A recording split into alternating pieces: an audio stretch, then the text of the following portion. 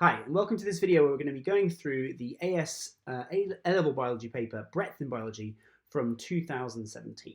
Now, the first thing you need to do before you watch this video is you need to get this paper by following the link in the description below, and you need to complete it. Once you've completed it, we can work through it, see how you did, see any mistakes you made, common pitfalls, and see if you are approaching it with the right strategy.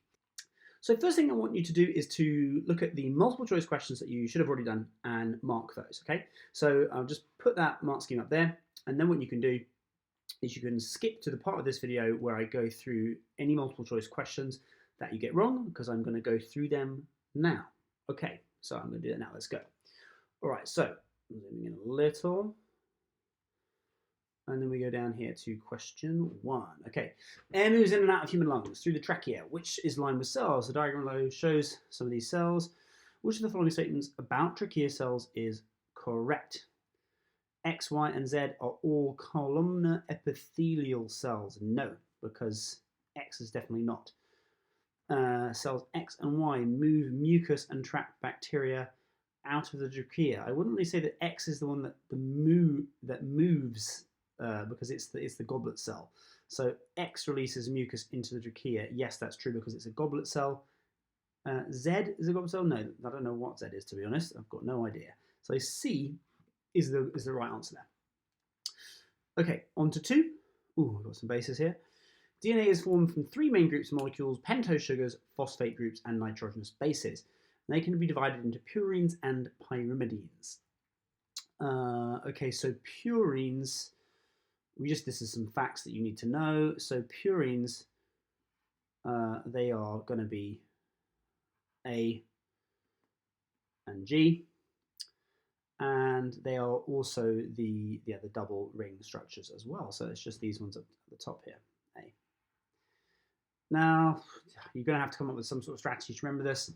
I remember from my biology teacher, he used to say a silver soup tureen. That's spelled like this, tureen. Tureen is like a fancy dish, fancy bowl. So I remember a silver soup bowl, and AG just happens to be the symbol for silver. That's how I remember it, but you might want to come up with a different way because that's a bit contorted. Question 3. Which of the following, A to D, is the reason why plants require specialized transport tissues? Okay, well, let's look through them. To allow osmosis to take place. No, that could happen without any specialized tissues. You just need cells or membranes for that. Because they all have a large surface area to volume ratio. No, they don't necessarily. And in fact, that would kind of mean that they wouldn't need a transport tissue, so it's not B. To carry sucrose to the leaves, that's the wrong way around. Okay, so sucrose is made in the leaves and it's carried elsewhere. To overcome the limitations of diffusion over large distances. Yeah, that's right. Water can't diffuse from the roots to the top of a very tall tree. Like a giant redwood could be 100 meters tall. Diffusion's not going to cut it over that distance. 4. The genetic diversity of a population can be estimated using the following formula. This is something which we will cover in A-level biology. We don't really cover it in the year 12 syllabus, but it's still in there because they give you the formula.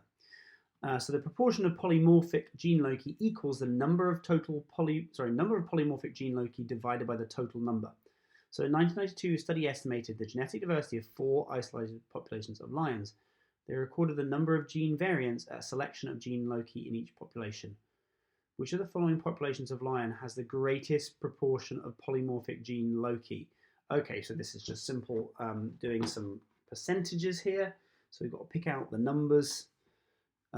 So 73 out of 1927, 10 out of 2156, 1030 out of that, 1004 out of that. So I'm just going to do that all quick calculations, little trial and error. Okay, so 73 divided by 1927. That's really quite small. That gives me 0.04, 1110. Well, that's going to be close to half, 2156. That's 51%. 0.51. 1030 divided by 2315 equals, that's 44. And 1004 divided by 2008, that's exactly 50, isn't it? 0.5. Therefore, the answer is going to be B. Okay, 5. Many plants are adapted to the availability of water in their environment. One group of these plants is the xerophyte. That means dry loving. Xerophyte, dry loving. Which of the following statements correctly describes xerophyte? Smooth cordgrass grows in highly saline marine estuary environments. Questionable. Probably not, because you would call this highly saline is very salty, and the word that we sometimes use to describe that is a halophyte. So halo means salt, from halogen, if you do chemistry as well. The water lily has air enantiomer tissue. No, that's definitely not it. Water lily, where does it live? Well, it lives in water. So that is a hydrophyte, not a xerophyte. The poison tree has leafless branches covered in thorns through loose water loss. That sounds pretty good. That sounds like a cactus to me. Water lobelia. Okay, well, again, that's definitely not right because it lives in water. That's a hydrophyte. So the answer is C, 5C. 6. A standard method can be used to extract DNA from the nuclei of cells in kiwi fruit. The statements below list some of the steps involved in this method. Which statement is not correct? Okay. Chop the kiwi fruit to break open the cell membranes. I'm questioning that already. I'm going to keep going because I think cell chopping will not necessarily break open the cell membranes. I think that's a bit of an overstatement. Add detergent to dissolve nuclear membranes. That is correct. Add protease to digest histone proteins. That is correct. Pour ice cold ethanol onto filtrate to precipitate DNA. That is correct. So it's A. So to break open the cell membranes, you need to do something a bit more serious than just chop it. Normally grinding with a pestle and mortar, and actually that tends to just break the cell walls up, maybe the membranes, but you need to do something a bit more serious than just chop it, basically, is the idea. 7. Water is known as a universal solvent as it has the ability to dissolve many ionic and also covalent compounds due to its polar nature. Which of the 3 carbon compounds will not form hydrogen bonds with water and will therefore not dissolve in water? Well, we just got to highlight all the places where, we've got hydrogen bond formation potential. So it's this one, okay? Propane. There's no oxygens. There's also no nitrogens. Remember, things that form hydrogen bonds tend to be sort of OH or Ns. Yeah, that's pretty much it, really. 8. Which of the following options, A to D, is a correct statement about polysaccharides of glucose? Okay, cellulose microfibrils are formed by hydrogen bonding between adjacent chains of No, that's wrong, because it's beta, isn't it? Amylose is a straight chain of alpha glucose molecules bound by 1,6. That's wrong again, because it should be 1,4 for amylose. Glycogen has a high proportion of 1 glycosidic bonds. It does. To produce a highly branched molecule for rapid release of alkyl glucose. That seems to me pretty good. Let's just double check for D. Amylopectin has a mixture of 1,4,6 and 1,6 glycogen bonds. But this is the problem, is between alpha glucose. So C is the only one there that is without mistakes. 9. Which of the options A to D is a correct statement about tissue fluid? Tissue fluid carries carbon dioxide? No. Oncotic pressure in the capillary causes tissue fluid formation from the plasma. No, not really. The oncotic pressure causes the withdrawal of tissue fluid back into the capillary, from the tissue back into the capillary. Hydrostatic pressure in the capillary causes tissue fluid formation from the plasma. That is true. Double check D. Tissue fluid is reabsorbed into the capillary by active transport. No, it's not. It's the oncotic pressure. So the answer is C, 9C. Moving on to 10. A group of students was given a 1% solution of an unknown digestive enzyme. They were also given 3 tubes containing an identical mixture of foods. The student carried out a different biochemical test on each tube before and after adding the unknown enzyme. The results are shown in the table below. Okay, well, what does this show? Okay, well, there's protein before, there's protein after. I mean, that could, well, and there's protein before, so there was protein even without the enzyme, and there's protein after. Anyway, it doesn't do anything to protein. This is what, it doesn't do anything here, so there's sugar before, sugar after, nothing, doesn't do anything to sugar. So it looks like it's turning starch into, well, breaking down starch. So therefore, this is going to be a carbohydrate enzyme, B. 11. DNA carries a genetic code which is non-overlapping and degenerate. What are the right definitions for this? Okay, so each nucleotide is only part of one triplet of bases. That is correct, and the molecule breaks down easily. No, I don't know what that's about.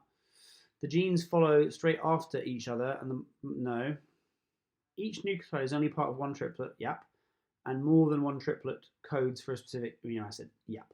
Okay. Double check this. The gene follows straight after each other. Not really. I don't know. Yeah. No. C. This idea of the genes following straight after each other, I'm not even really sure what that means, but it doesn't sound right to me. In the DNA code, you can have a gene, and then you can have a long region of junk DNA that isn't really a gene before you get to the next one. So the genes don't necessarily follow straight after each other. There's a lot of sort of spacing in between that doesn't really, we think, say much. 12. In the graph below, the top ECG shows normal, and what is the bottom? Well, okay, this is all over the place. It's all over the place. I think it's A, fibrillation. Yes, it is. Now, interestingly, the mark scheme does say that you could also have had B. So fibrillation is just uncontrolled, uncontrolled contractions. It does tend to be a little bit more sort of squiggly than this. This is almost like a bit too clean, which is why they've accepted tachycardia, which is fast heartbeat. So I suppose you could interpret this just about as a regular but very, very fast heart rate. Ectopic is, remember, the kind of not sticking to a regular beat, skipping a beat, and bradycardia is slow, so it's not those two. 13. Tropical rainforests have a very high biodiversity of plant species. Which of the statements, A to D, is an economic benefit? That's going to be the key, isn't it? Economic benefit of high biodiversity. This is definitely not a benefit. No.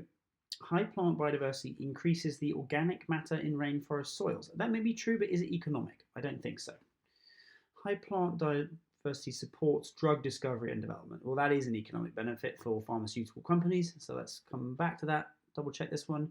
High plant biodiversity protects the ecosystem from environmental changes. I mean, that's certainly true, but it's not really economic. I think that the best answer is C for economic benefit. 14. Lupus is an autoimmune disease. One symptom is facial rash, typically in a butterfly shape across the cheeks. What would indicate the patient has lupus, which remember is an autoimmune disease? The presence of antibodies for the cell surface antigens of connective tissue. That looks promising, so we'll come back to that because we've only got to the first one. Presence of herpes antibodies, no, that says that you've had herpes at some point. The presence of high levels of antihistamines, no, that means that you've taken some antihistamines, which treat an allergy, no. The absence of B lymphocytes, this means you've got some sort of immune deficiency, because if you don't have those, you're in trouble. The answer is A, because if your body produces its own if you make antibodies that will attack your own cell surface antigens of the connection tissue, that basically means you're attacking your own connective tissue, which is bad. If you're attacking it, it's going to cause inflammation and that rash. 15. Biologists use both phylogeny and classification to understand how different species are related. Which of the options A to D is a statement about phylogeny? Okay, so phylogeny is looking at the evolutionary relationships between species. So which is the best description of that? There are 21 species of ladybird in the UK that belong to the subfamily. Can I pronounce that? Coccinellinae. Could be phylogeny. I don't know. Oh no, this is definitely phylogeny. Homo sapiens and Pan bonobo share a common ancestor. Yeah, that looks like it. We'll come back to it. The lily family, Liliaceae, consists of 15 genera. I don't think so. The great white shark, Carcharodon cacaris, is a member of the class. No, I don't think so. These are all the other ones are about classification. This is how things are classified, how things are classified, how things are classified. This is about ancestry, which is the key thing. Did you know that there are two types of chimpanzee, by the way? Pan bonobo is the shorter pygmy chimpanzee, And then there's another one called Pan-Troglodytes, which is the more common chimpanzee that you've heard of before. Okay, moving on. 16. An individual bitten by a rabid dog can be treated by an injection of human rabies antibodies. Okay, so what type of treatment is this? This is going to be artificial because it's an injection. And is it active or is it passive? Well, you're injecting the antibodies, not the antigen, to make you produce antibodies. So this is passive. So it's artificial, passive injection. If you do ever get bitten by a rabid dog, you need to get to the hospital fairly quickly. I think within like a day or two, you've got to get that injection because rabies is a very, very serious disease. And there's no treatment other than this artificial passive immunity that can be given quite quickly after a bite. 17. A student studied the structure of a blood vessel and found out that it had, let's highlight, an outer layer of collagen fibers, thick middle layer of smooth muscle and elastic tissue, and an innermost layer of endothelial cells. Well, that should scream to you that it is an artery. It's got a tough outer layer and you've got that thick middle layer. Those are the key points. So 17 is A. 18. Which option, A to D, describes the role of cholesterol in cell surface membranes in the human body? All right, so cholesterol binds to phospholipid phosphate heads, increasing the packing of the membrane, therefore reducing the fluidity of the membrane. It's a bit of a weird one. I don't like it because it doesn't really bind to the heads because cholesterol is hydrophobic and the phosphate heads are hydrophilic, so that's not quite correct. This is better. Cholesterol binds to phospholipid fatty acid tails, but then reducing the packing of the membrane. So no, this is not right. Reducing the packing of the membrane, that's right. The first bit was right, but this bit's not right. C, no, that's just silly. I don't know what even that's going on about. Cholesterol absorbs ATP? No.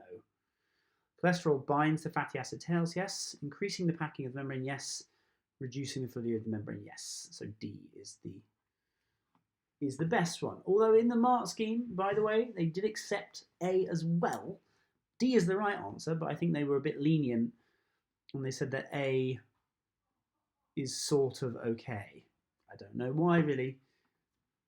I don't know. I think it generally binds to the tails, but maybe there is some interaction with the phosphate heads as well. Maybe that's the reason. 19. The definition of a coenzyme. Okay, well, let's look at them. An inorganic ion that forms the center of a globular protein. No, it doesn't always form the center. No. B, a molecule that binds to the enzyme. No, this would be, this is the description of, that's an inhibitor, is what it's talking about. A competitor. Well, just an inhibitor of some sort. C, a non-protein organic molecule. That sounds good. Not permanently attached to an enzyme, but needed to allow the enzyme to function. Yeah, that sounds pretty good. Let's check for D.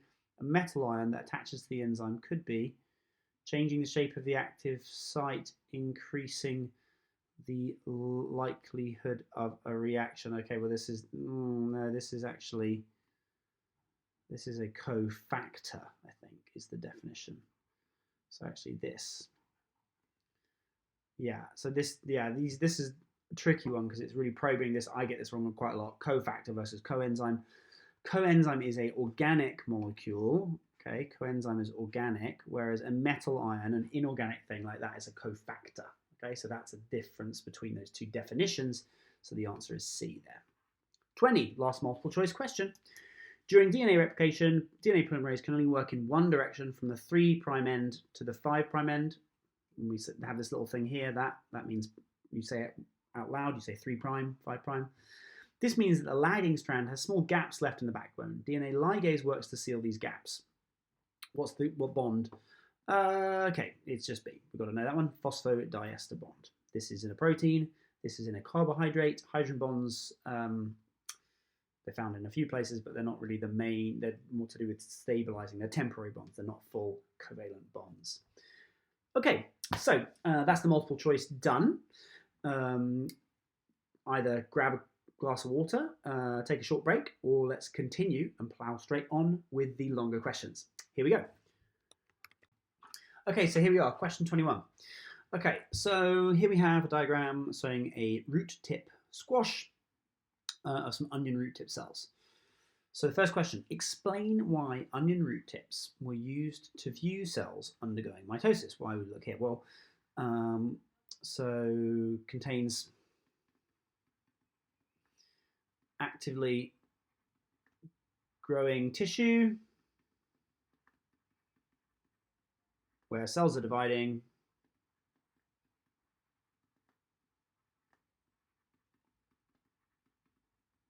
And you could even say the root tip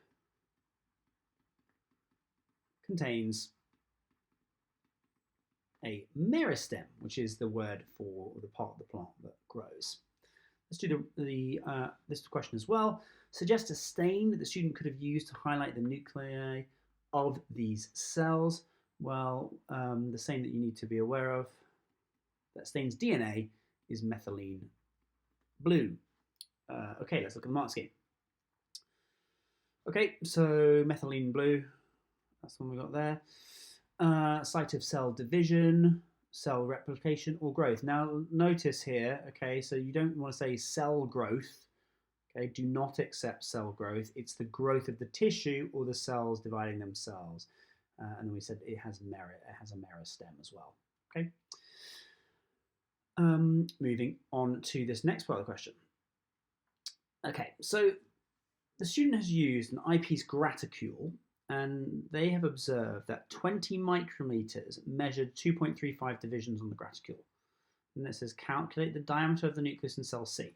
Now, this is going to be difficult for me because I haven't got a ruler to really accurately draw straight down, but I'll do my best. Just wants the nucleus, right? The diameter of the nucleus. Okay, so I'm going to try and, oh, that's gone way off, hasn't it? Let's say it's there, and this one, let's, gone for a walk there. Okay, so I'd say it's from about 2.8 on the graticle there to let's say 4.1. So the distance there from 2.8 to 4.1 in terms of graticule divisions is 1.3 divisions. Okay, so that's where I start from. 1.3 divisions is what I've measured it as, and we know that 20 microns, so 20 microns equals 2.35 divisions. Therefore, if we divide both sides by 2.35, we get 1 division. I'm just swapping these round. 1 division equals 20 divided by 2.35. So 1 division equals 20 divided by 2.35. I'm getting 8.5. So 1 division, 8.51 micrometers, and I measured it as 1.3. So I times that 8.5 by 1.3, so times 1.3, and I get 11.06. So I'm going to go for 11. Now we shouldn't be too overly accurate. So I think maybe 11.1 micrometers. That may even be too accurate.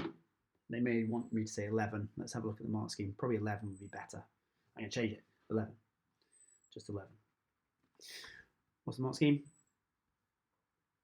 Oh, 11.91. So I think I've measured that incorrectly slightly using my non-ruler. 1.3 times.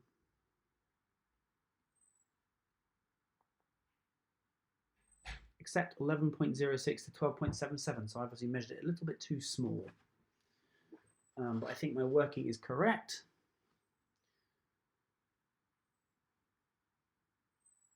Yeah. Okay.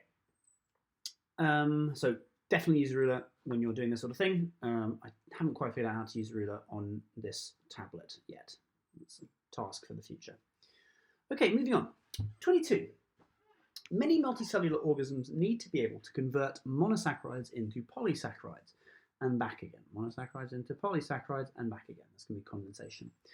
Mammals convert the monosaccharide glucose into a highly branched polysaccharide called glycogen, which gets stored in liver cells.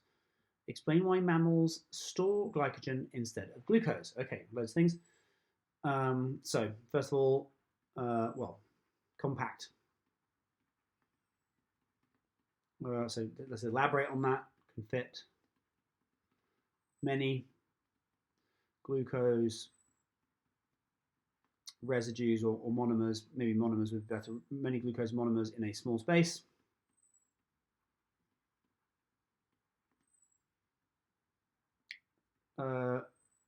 Non-soluble, which means it has no effect on osmosis. It should be effect. No effect on osmosis. And also non-soluble means that it can be stored and won't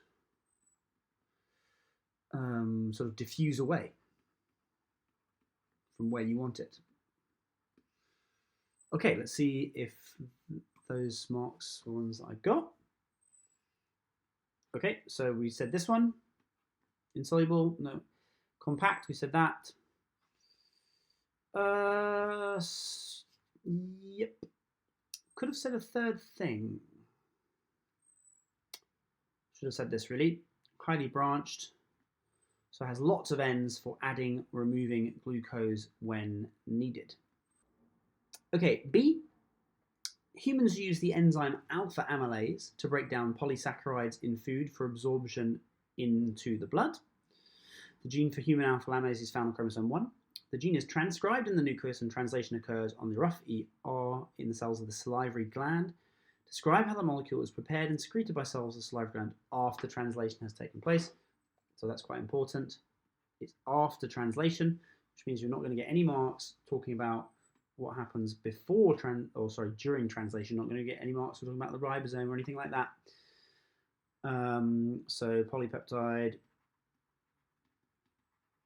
coils up on leaving the ribosome.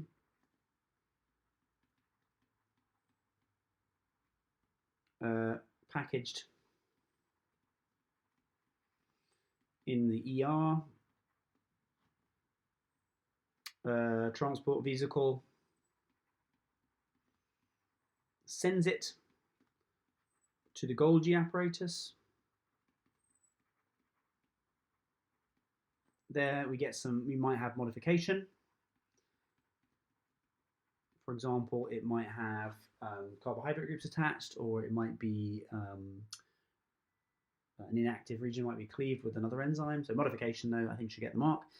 And then sent in transport vesicle to cell surface membrane, where it is secreted. Okay. All right, let's look at the mark scheme. So we've got this one, we've got this one, at the Golgi apparatus, we've got this one. Yeah, there's some extra stuff here that we could have said. Exocytosis. I'm not doing well today. My keywords. Got to say these things. Secretion by exocytosis. Very important. And we could have also said secretory vesicle. I don't think I got that second mark there. So I think I've only got 3 there. Got that. Sorry, this one is a mark. Packaged in ER. Transport vesicle. Got that. Golgi apparatus. Got that. Modification. Actually, no. Yeah, we got 3 marks. We got 3. But I feel like I still let myself down. Exocytosis, should have said. Always go for more marks than there are in the question. In this one, there's 3 marks available, but there's 7 things we could have said. Okay, 23. Question about membranes looks like. The fluid mosaic model describes plasma membranes of all living organisms.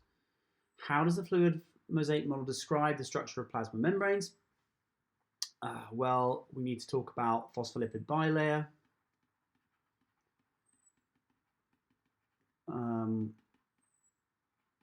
And I think we need to talk about the polar heads facing out and non-polar tails facing in, avoiding the water.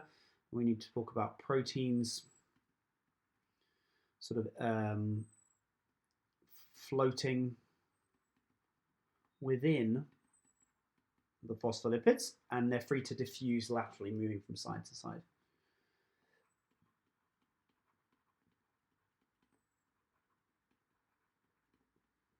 Okay, let's have a look. Phospholipid bilayer. Yep. Talking about the direction that things are facing, that's that one. And proteins are free to move in the membrane as well. And they're sort of scattered randomly. Good. B. Plasma membranes are partially permeable, allowing some molecules to cross the membrane with relative ease. One molecule that crosses membranes easily is the steroid hormone progesterone, which is produced in the ovaries from cholesterol. Explain why progesterone can move across the membrane. Well, the clue is in that it's a steroid hormone, so this means that it is non-polar,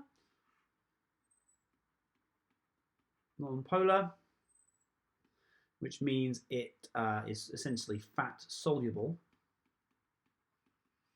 and it can dissolve in the fatty acids, and it therefore can diffuse across the membrane, across the very center of the membrane. Another molecule, I'll just come back to the mark scheme of this in a second. Another molecule that can cross plasma membranes might be something like water, H2O. Now it does say name it, so I probably should say water. We could all probably say oxygen as well would be another one.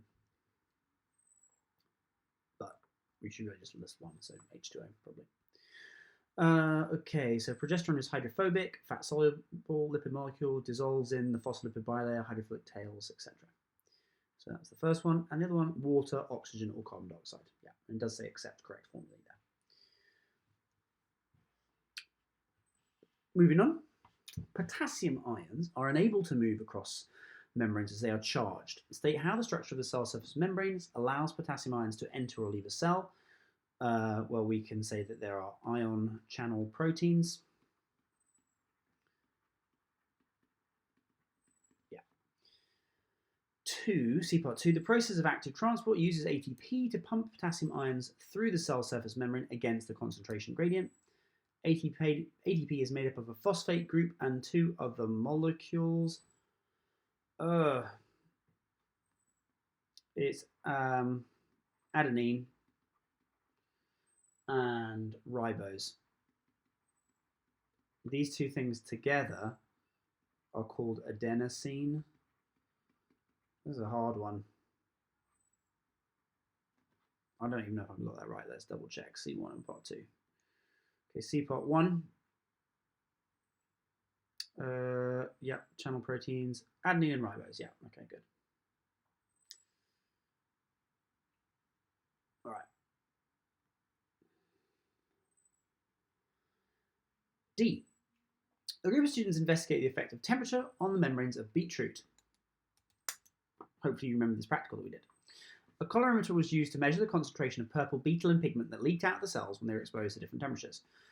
So taken 10 readings each time, and then we've got the absorbance. We've also looked at the standard deviation of the different readings as well.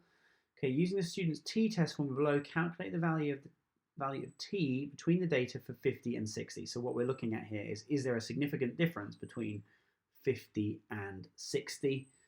So, okay, so I haven't got too much space here, so I'm going to kind of do this in sort of two parts. First, I'm going to work out what this top bit is.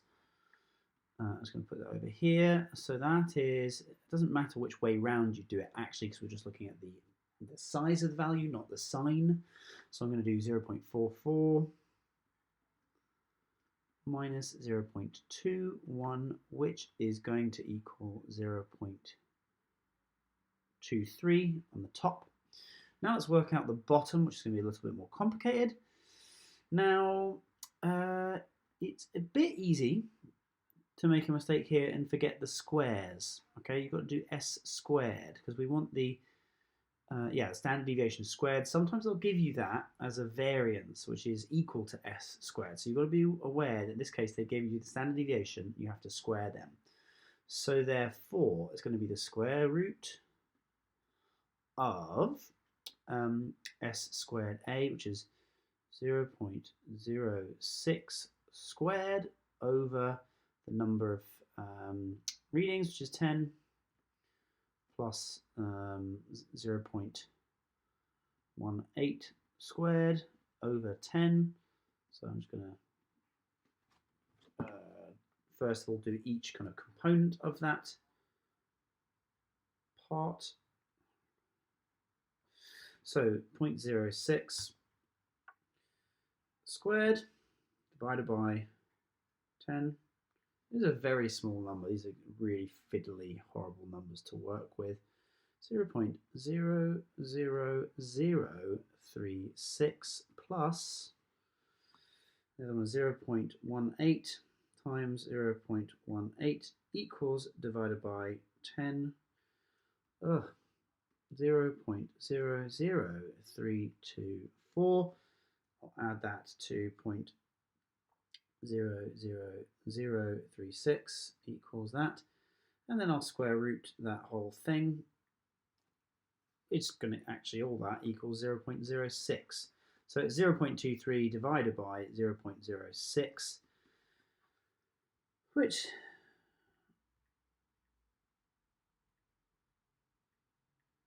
equals 3.83. Gosh, that was a pain. It looks like they picked those numbers just to make them really difficult to work with. Make sure you count the correct number of zeros, the correct number of decimal points when you're doing this sort of thing, because very, very easy to go wrong. Let's hope I didn't go wrong. We'll see the mark scheme here. Okay, cool. 3.83. Yes, that's the correct answer. Now, if you didn't quite get that, you can get max 2 for correct answer, not to 2dp. So to a different number of decimal places. And you also, this is important, you get 1 mark for calculating the top part, okay, 0.23, 1 mark for that top part, and you get 1 mark actually just for writing out this part here.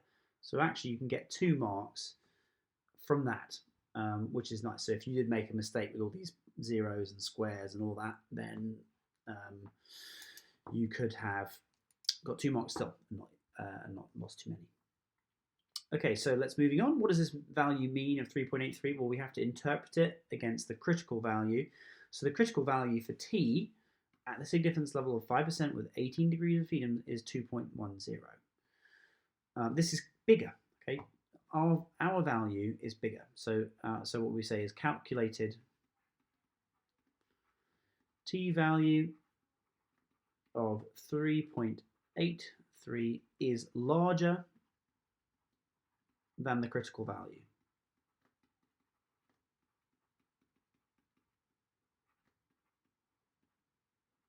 We then say we therefore reject the null hypothesis. And then after that, we can say, therefore, there is a significant difference between the amount of betalain at 50 degrees and the amount of betalain released at 60 degrees. There is a significant difference. Let's check the mark scheme for the exact wording that they require. So we say that it was rejected because it's higher than the critical value. So the difference is significant. The difference is significant, and that is the key way they want us to express that, is significant. However, if you had made a mistake with your t-value and you had got a t-value through your calculation that was less than 3.83, you could have still got marks because it's an error carried forward type mark here. So if your t-value was less than 2.10, you could have got marks from saying my t-value was lower than the critical value, so therefore I accept the null hypothesis and the difference is not significant. Okay, moving on.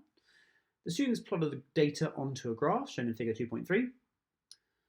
Describe and explain the pattern of data shown on the graph as temperature increases. Okay, well, there's some good kind of strategy here, some good analysis. We've got to describe and we've got to explain. Okay, 3 marks. Let's go for 2 for it. Let's go for two describe marks, 2 explain marks. Then we kind of got 4 marks, and we should definitely get top marks. So I would say, well, first of all, up to really, okay, well, up to 20, no effect at all. 20 to 40 is maybe some effect. And 40 to 60, much bigger effect, okay? So I first of all describe that. So moving from the temperature of 0 to 20, there is no effect on the absorbance. Moving from 20 to 40, there is some limited effect, and you could quote some numbers from that. And then above 40 degrees, it has a much bigger effect, and the absorbance increases rapidly. Okay, so that's the describe part. For the explain, we need to basically say that below 40 degrees C, there's increased kinetic energy, but it doesn't break down the structure of the membrane. The membrane is basically intact. Okay, the phospholipids are jiggling around, but it holds together. Whereas above 40, the membrane structure starts to break down. This means there are gaps between the phospholipids appearing as they're jiggling about, and the integrity of the membrane breaks down, which basically means it doesn't work as a membrane. It doesn't separate things anymore. Okay, mark scheme. Now look here, they've given us some E and some D marks, describing and explaining marks. Don't forget to state the obvious. I forgot to state the obvious, didn't I? That's sometimes an error that I make. This is the obvious. Why is the absorbance going up? Well, it's the pigment leaking out. I completely forgot to say that obvious statement. So at lower temperatures, I think I said this, described that there is little change in absorbance.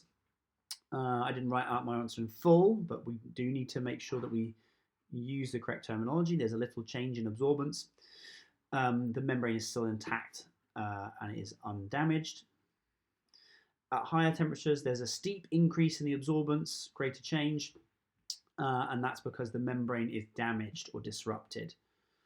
It's more permeable, disrupted. You can even say that the phospholipids melt and the phospholipids move further apart. This is getting into the sort of the more detail of what's going on, and so therefore the membrane is disrupted and damaged. Okay, I think we should have got 4 marks for that. Here's a good important point to reflect on. It's not denaturing. Okay, denaturing is specifically about the shape of enzymes. This is nothing to do with denaturing. It is sort of a similar concept in that kinetic energy breaks down the structure of something, but it's not an enzyme, so it's not denaturing. So no marks available for denaturing.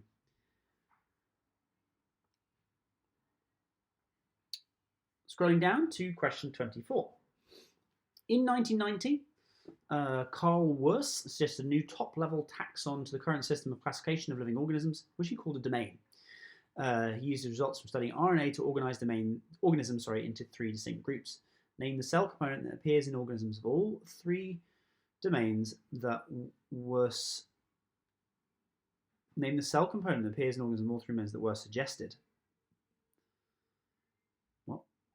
Is this a typo? Name the cell component that appears in organisms of all 3 domains that were studied. Is that a typo? I think that might be a typo. And I think he looked at the ribosome. Because he looked at the 16S RNA, which is part of the ribosome. So I think this is a typo here. He's not suggesting anything right there. One of the domains he suggested is called Eukarya. Okay. Name the other 2 domains,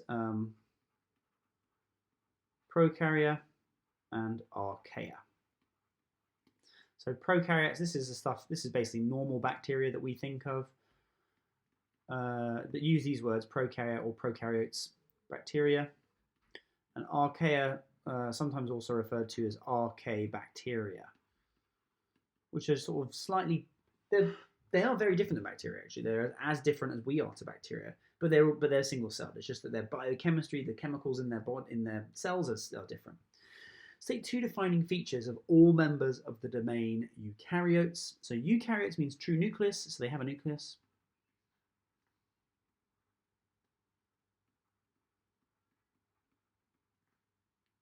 And they have membrane-bound organelles.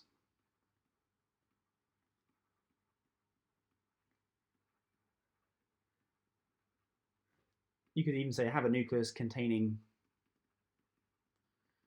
DNA plus histones if you wanted to be extra sure that you're going to get the marks. Have a nucleus containing DNA plus histones, linear DNA, not circular, and membrane-bound organelles.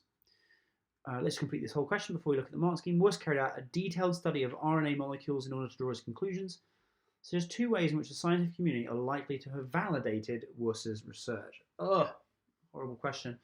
They would repeat his studies to see if they got the same result. That's the classic one. I'm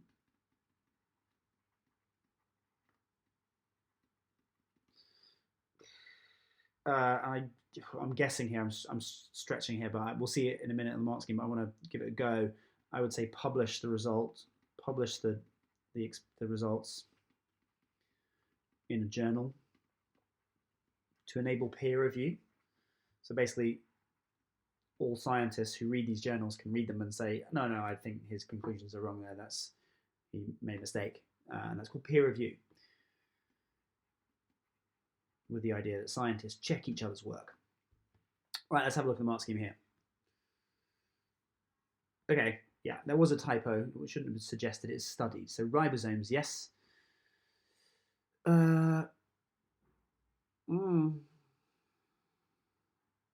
Okay, I got the mark for archaea, but not eubacteria. So eubacteria. I think that maybe that's a genuine mistake from me. So eubacteria and archaea bacteria. Okay, nucleus, histones, linear DNA, membrane organelles. Oh yeah, here's another one we could have said, ATS ribosomes. The ribosomes in eukaryotes are slightly larger than the ribosomes in prokaryotes. I think the reason that okay, now I'm remembering the detail here. So prokaryotes is not really a domain. So prokaryotes can be split into the eubacteria and the archaea bacteria. So that's why I did not get that mark. Okay, and 24B, this is that weird how science works question. Okay, so peer review, good, I've got that. And replication of work. What other things do they say? Scientific conferences or meetings, and look for more evidence, look for more supporting evidence. Okay, on we go. Moving on to 25. How many more questions have we got? 25. Oh, it's our last question. Fantastic. All right. Oh no, second to last question. Two more questions to go. Okay. Semiconservative replication describes the process for which DNA is replicated in all living organisms. Okay, the meaning of semiconservative, remember, if I was to draw it, here's the DNA strand. When we reproduce it, we produce two strands where we have one new and one old. Okay, like that. So one old strand and one new strand. That's what it means. So let's look at the mark scheme for that. The new DNA molecule comprises one old parent strand and one new strand. Or you could say each strand of DNA acts as a template strand for a new double helix. Key idea, one old, one new. Important to talk about molecule versus strand in case you're unclear on that. So here's that DNA molecule again. The whole thing, the two strands, is a molecule, and just one of these here is a strand. Okay, so this is a molecule and this is a strand. Okay, the DNA molecule is double stranded. Okay. All right, DNA ligase is one enzyme involved in the replication of DNA. State two other enzymes involved and describe their functions. Okay, so I would, 4 marks available. We're going to want 2 marks for the one enzyme and 2 marks for the other, really. So what enzymes have we got? We've already got ligase, DNA polymerase,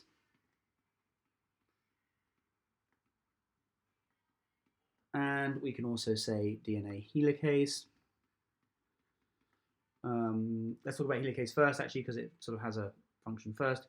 So it unzips the 2 strands. and it helps disrupt the hydrogen bonds holding the two strands together.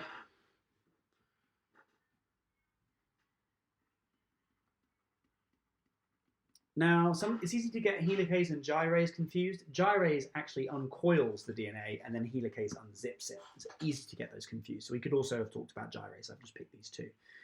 Polymerase,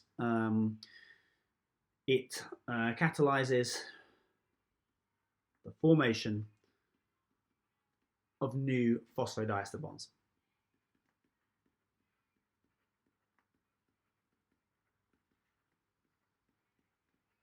Don't say hydrogen bonds, because the hydrogen bonding is just between the bases, and those kind of form spontaneously. The polymerase catalyzes the formation of phosphodiester bonds, and it's in a certain direction. Is it 5 to 3 or is it 3 to 5? I can't remember. I'm hoping that won't be on the mark scheme, won't be necessary. So I'm just gonna see how we do.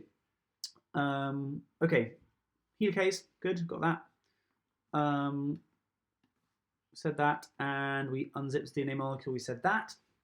DNA polymerase forms phosphodester bonds, good, we didn't need to say which direction. Also creditworthy, gyrase unwinds or uncoils the DNA. Okay, so that, for example, here, I talked about that earlier, don't say helicase unwinds the DNA molecule, it's the unzipping that was what it is, because it's the gyrase that unwinds, okay? Don't get those confused. All right, moving on. Oh, this is the classic Michelson style experiment. Now, technically, it's not on the syllabus, but they love to ask about it because they want you to figure out yourself. So this is why we covered it in class. Okay, so it's basically just going to describe the experiment. We had the E. coli growing in heavy nitrogen 15, then they moved the bacteria into a growth medium that only had the light nitrogen 14, and they allowed the bacteria to undergo cell division. After each division, because the divisions were synchronized, they took some DNA and analyzed it using a centrifuge to sort of see how heavy it was, basically. So generation 0 shows a single band of DNA containing bases that contain only the heavy isotype. Explain how the results from the other generations provide evidence to support the hypothesis that DNA replication is semiconservative. Well, I'm going to sort of annotate on the diagram here. So this one, so all DNA contains one heavy plus one light strand. Okay, so if I was to draw it, I'm going to draw it like this. Okay, so now in my color code scheme here, red is heavy. Okay, so let's just mark that. Okay, let's say the red is heavy nitrogen and the blue is the light nitrogen. So this strand here is half red, half blue. Okay, let's do it there again. Now here, this time, we still have some that are half-half, some strands that are half-half, but we have much more strands that are light. Okay, so generation 2, some DNA molecules, let's say, because that's important, molecules are half heavy, half light, but most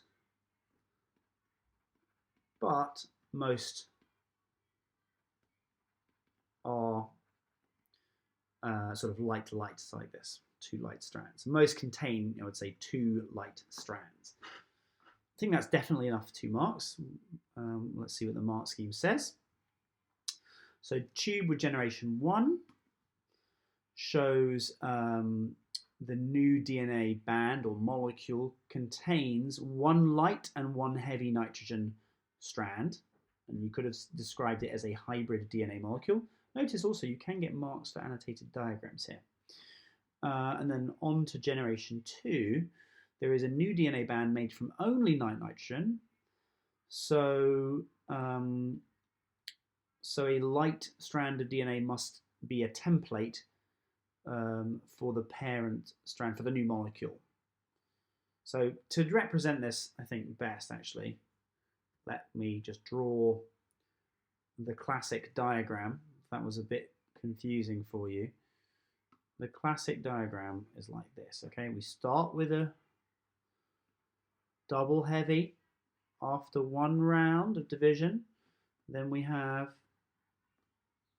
two DNA molecules that are both hybrids, heavy and light. And then we're going to do another division down here, if I can squeeze it in. This blue strand acts as a template for another blue strand. Over here, this blue strand acts as a template for another blue light strand.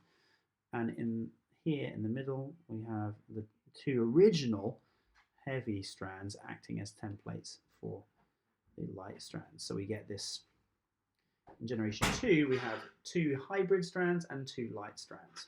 Okay. All right. Let's move on. Last question. The protease bromelain can be extracted from pineapples. Pineapple is a type of fruit. I think it's in the bromeliad family, so that's where that word comes from, bromelain. A student investigated the effect of changing the concentration of the enzyme and measured the time taken to break down the protein gelatin. State 3 variables the student will need to control in order to make the results of this investigation valid. Well, there's loads of variables, aren't there, when we're doing this? So, for example, pH. What are we looking at again? Concentration of enzymes. So, okay, definitely temperature.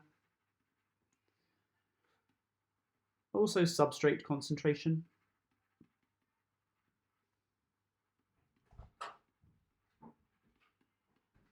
And yeah, I think those are the three that spring to mind, obviously. Let's see the mark scheme.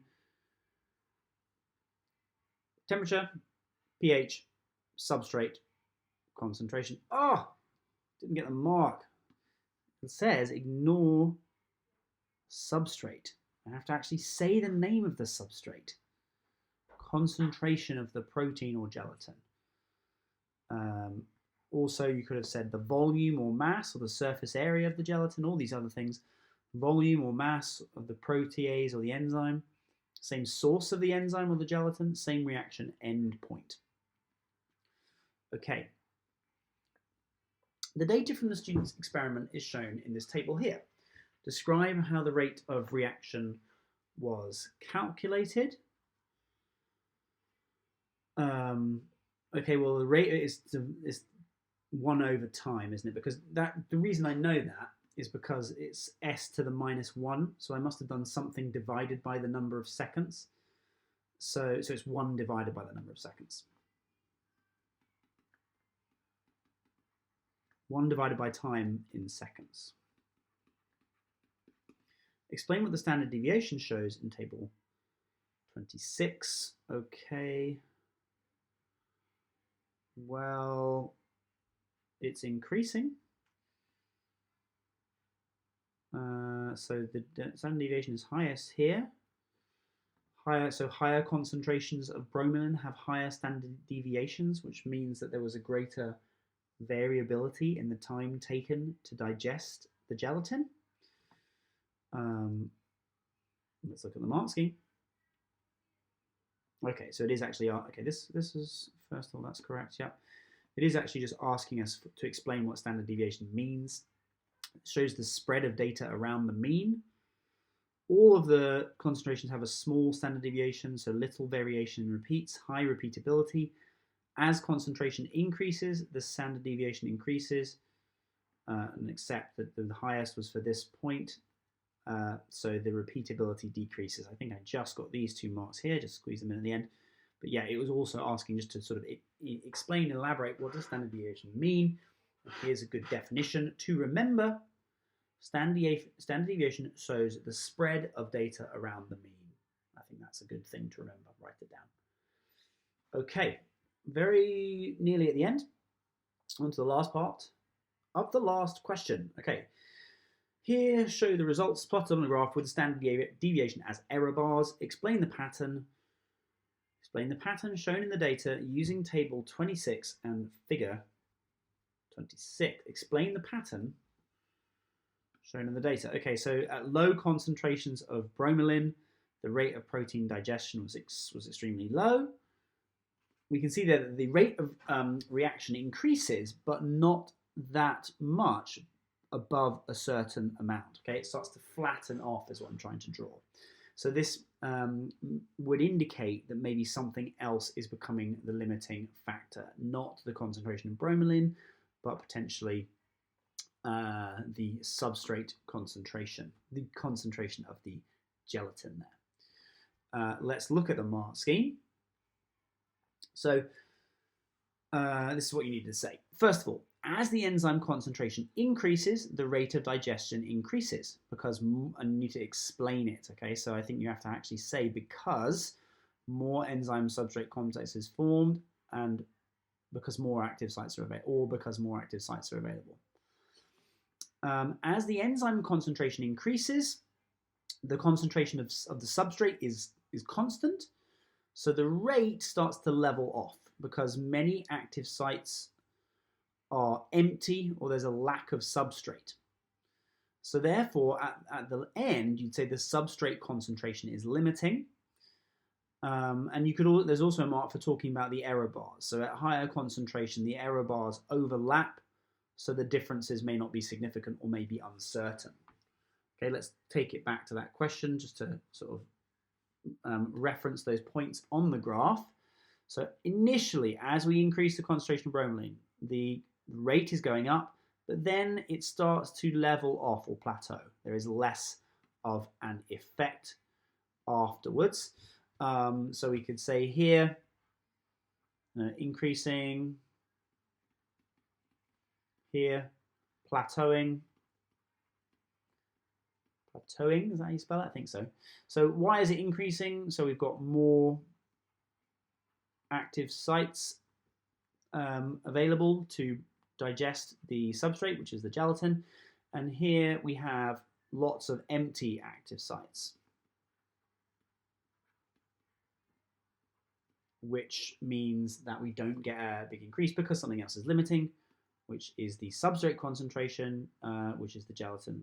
So let's say in both substrate. I would probably, having learned my lesson earlier in the question, I'd say substrate, gelatin,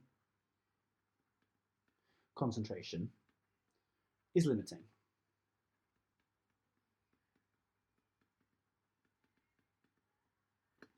Okay, all right, we finished marking that paper. I hope that was useful. Do reflect on the areas of that paper that you did well on and the areas that you did not do so well on. Maybe you want to watch a video here on YouTube from the video learning list about any of these areas that you felt a little bit unsure about. Okay, and I'll be back later on the week with another video for the depth paper. All right, thanks very much. Bye-bye.